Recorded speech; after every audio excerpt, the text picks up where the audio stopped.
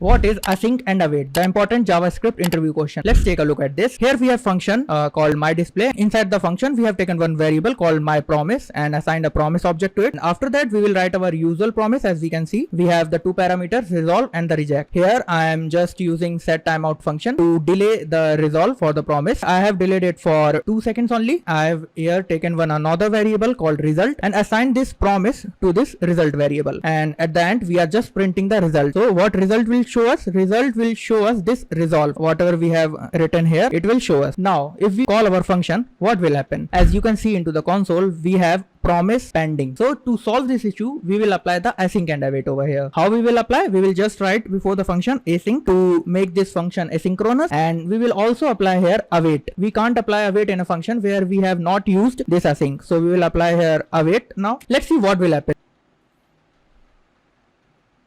Now it is waiting for 2 seconds, as we can see, and after that it is printing here after 2 seconds this line await, making this function to wait until this promise is getting resolved. Now here comes the catch. Does this function stop the further execution of the code if we have long written code over here? Let's try this as well. After our function call, if we will write here hello, now what will happen? Hello will be printed first or usual promise will run first? Let's see this as well. As we can see, first we have printed hello, here after 2 seconds is printed. If you like this video, please share it with your friends and save this video as well.